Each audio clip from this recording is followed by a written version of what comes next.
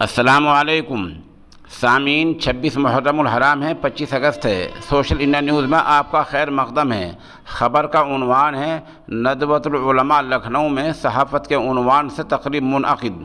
یہ طلباء کے دیواری پرچے ہیں جو آپ دیکھ رہے ہیں۔ ان میں طلباء نے اپنے فن کا مظاہرہ کیا ہے، جو ایک بڑی بات ہوتی ہے۔ اس رپورٹ کے لیے وہیں سے جناب عمران ندوی کاندلوی ہمارے رابطے میں ہیں۔ انہیں کی زبانی رپورٹ پیش خدمت ہے اور ساتھ ساتھ ویڈیو بھی ہم پیش کر رہے ہیں۔ حالات نے اجازت دی تو انشاءاللہ ہم ندوۃ العلماء اور ذرائع ابلاغ کے تعلق سے ایک اہم رپورٹ جلد ہی پیش کریں گے۔ بسم اللہ الرحمن الرحیم۔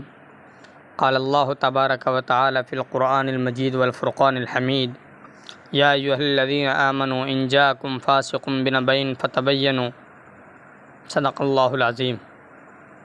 وقال تعالی فی موضع آخر نون والقلم وما یسطرون، وقال تعالی فی موضع آخر اقرأ باسم ربک الذی خلق، خلق الانسان من علق، اقرأ وربک الاکرم الذی علم بالقلم، صدق اللہ العظیم۔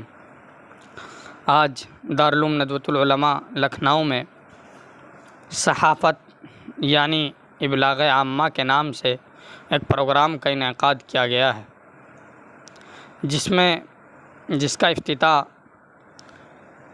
محتمیم دارالعلوم ندوۃ العلماء لکھنؤ حضرت مولانا سعید الرحمن صاحب اعظمی کی طرف سے مولانا محمد نذیر صاحب ندوی استاذ ادب دارالعلوم ندوۃ العلماء لکھنؤ نے کیا ہے، اور مہمان خصوصی کے طور پر حضرت مولانا محمد خالد غازی پوری صاحب ندوی رہے ہیں۔ آپ ویڈیو میں دیکھیں گے کہ طلباء نے کس طریقے سے اپنے اپنے مضامین کو شائع کیا ہے، اور یہ مضامین 5 زبانوں پر مشتمل ہیں: اردو، عربی، انگلش اور بنگلہ زبان اور ہندی زبان۔